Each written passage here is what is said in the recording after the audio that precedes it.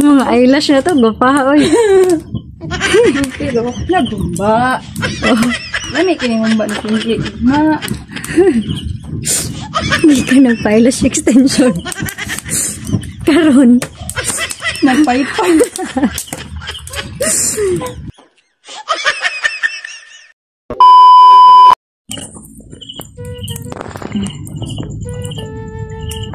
Yan, nakanilis pa po tayo. Para sa birthday ng Juno, liit na yan. Oy! Go! Para sa buds, liit na yan. Magluluto tayo ng humba.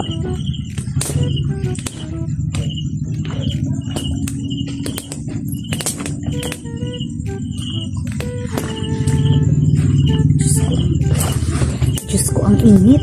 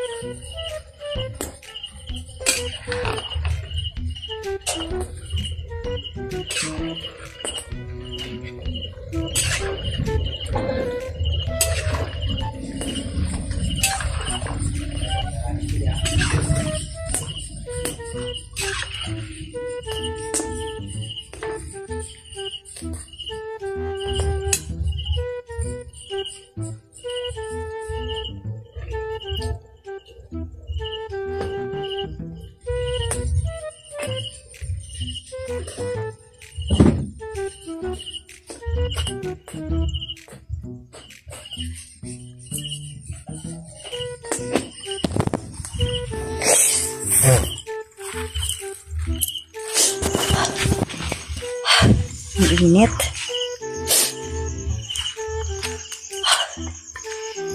Grabe naman, kainit. So yan, 1 year old na po talaga si Junior. Ang laki-laki na ng anak namin niya, Kuya Buds. Tapos nagpapagupit na siya.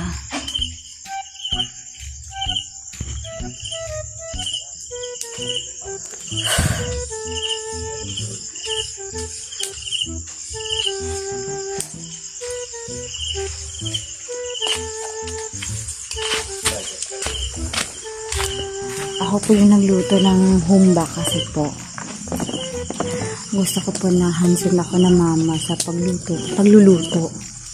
Favorite kasi ni Kuya Buds yung luto ko sa humba. Kaya ako po talaga yung nag-initiate na hands-on na magluto. Sweet ka talaga.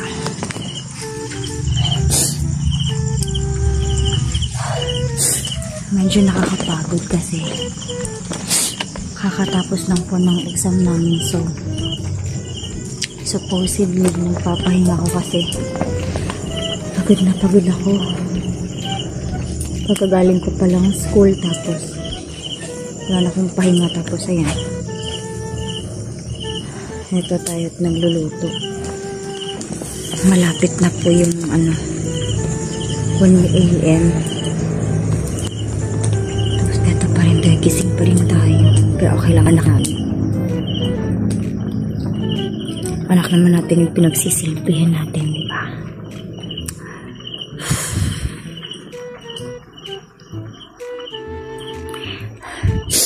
Kanina pa akong umaga, mga 9 AM, pinakain ko si Juno, pinaliguan, tapos binihisan, tapos nag-design kami ng mga balloons para sa kanyang photoshoot tomorrow. Nag-DIY lang din kami para ibas gastos. Ayoko na nang may extra gastos. Tapos mga 7 PM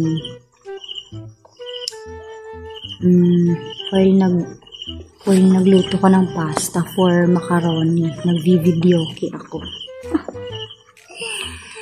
Tapos ngayon, after ng videoke, nagluto ko ng humba.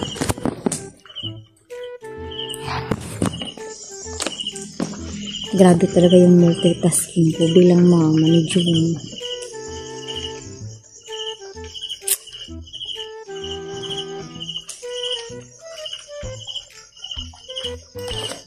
Pero okay lang yan. Ganyan ko kalab si Kuya Buds at si Juno. Ibali ng pagod galing sa school. Basta may pagluto ko lang sila ng specialty ko na humba.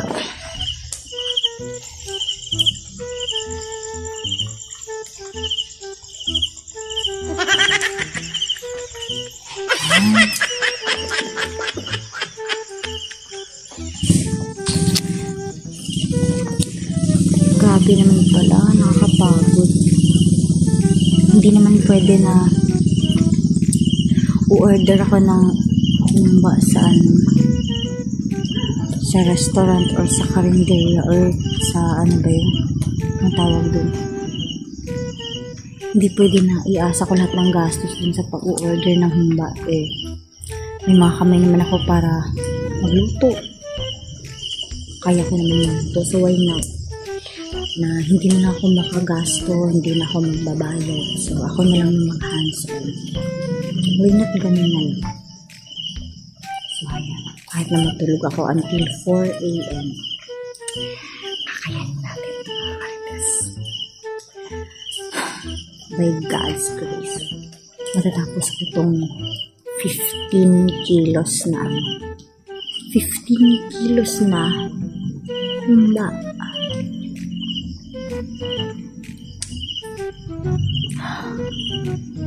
Matutulog na ako this morning. Parang may multo na yata. Ako na lang kasi yung nag-iisa dito na nagluluto. Wala akong kasama.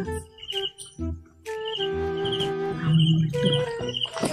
Tingnan niyo naman, ako lang mag-isa dito.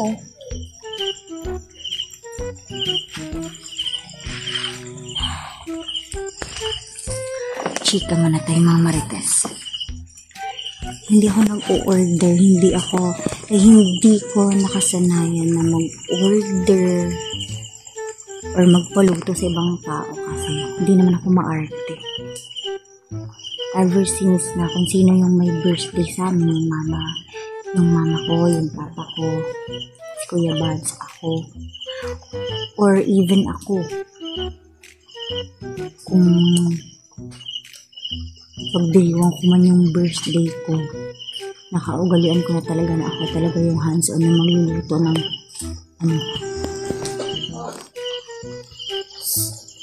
ng adobo, humba, yung shrimp. Walang video ka na, muna nakagpikit niya. So, ayun, nasa na ba tayo? Even yung birthday ko, naka-dress pa ako. Ako yung nagluto. Pinagtatawanan ako ng mga friends ko, bakit hindi ako nagpaluto sa ibang tao or nag-order. So, sagot ko naman is, kaya ko naman while nag-makeup, while nag-aayos ng sarili, tsaka after mag-pictorial, magluto, why not? Pwede naman siguro. Sobrang kaartihan lang yung mag-order pa, uy. Ako na lang yung magluto. Nakakasiguro pa ako na malinis, tapos healthy, ganun. So, ayan, parang inaantok na ako. Gusto ko na magpahinga. Nakakapagod talaga maging mama. Pero laban lang tayo mga marita. So, ayan, magbababay na muna ako. Tapos, papakita ko na sa yung full video tomorrow sa mga kaganapan sa birthday ni Jonah. Matutulog na muna ako kasi galit na yung mama ko kasi gusto din na matulog ako kasi ang payat-payat na daw. Sige, bye-bye mga marites. Tomorrow ulit.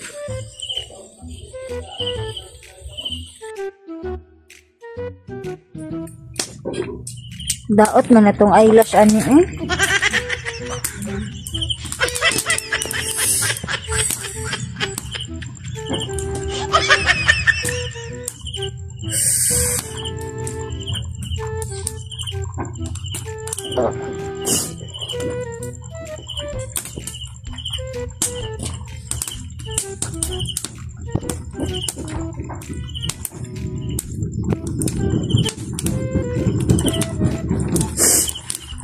Grabing sipon. Daot na itong eyelash extension hinuon. Hinuok ko.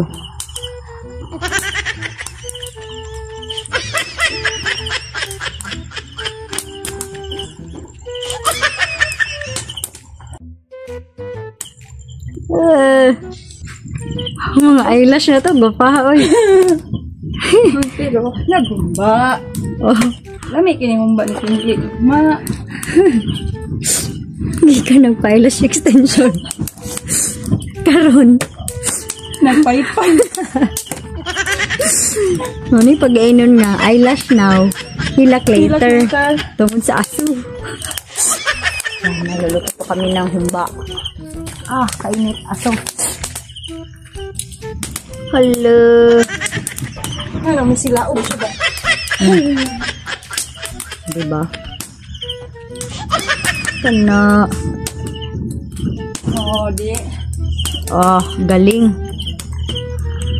Okay. Ikaw deke, taas makaso. Dapat rakapat chubby. Pwede lang nga dili chubby. Kay, katumpayat po kay kalain na po kay taas kay ikaw. Kasi tawa na dahil sa English is lanky. Lanky na siya. Nabayay ka ng ratings no, ay ka ng criteria ba na o rate is tawa na search na ko karon napakita ko sa inyo. So sa pagkakaroon imo lang sa nang paypayan. Goods. Para mo kusog. Ang kayo? Ang struggle pag mag-birthday ang anak mo. Now I know. Wala ka gapas akong assistant oy. Ginailag ko ni mo di ako magpaypay ko. Hala sa diri di. Dili ko yung camera dai. Bantay lang ni siya. Thank you so much sa help mga madi. Time check. It's already 1 a.m. It's already 1 a.m. Gising pa din kami para sa handa ni Juno. Hello. Sarugi pa ni mo sila. Nanata sa impyerno day. Kalambuhin pa pala nga sa impyerno. Gagawin kong impyerno buhay mo pag nahuli kita. Nahuli kita ang adloko. Gagawin kita. Naman. Gagawin kita ang hotdog. Ang hotdog mo gagawin kong hotdog. Andito pala kami mga marites sa likod ng bahay. Nagluluto ng aming specialty. Buntag naman day no. Di na ko lang kumatulog day. Tulog na lang mo day. Tayo ni mo day. Uy, buang-buang ka tulog sa uy. Sige. Pwede lang mo alas 4 ni mo pa. Tao no? Ay, kung ni magmanyanita, pukaw na ako para magluto anig tiwas. Mahuman magmanyanita sila naman naka minuto day uy. Sige. Okay, thank you so much. Diri ana na humba day. Para ugma. Dire. Baon po tani pang dagat. Don't forget our jeep. Uy, bauni ni ugma day ba? Pila po to silang recipe das pikas na. Oh. By the way mga marites, may nagluluto din pala sa kabilang banda ng aming bahay. Kami lang yung nandito. Kanina, nag-iisa ako. Kahit ngayon, 2 na. Kaya pa. Grabing mga tao. Una na po. Isa. Sobrang mahal na mahal namin si Juno. Kaya yan, kahit na 1 AM na, tuloy pa din ang laban.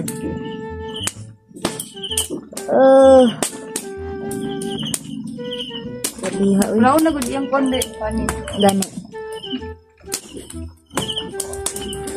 Ka-impyerno.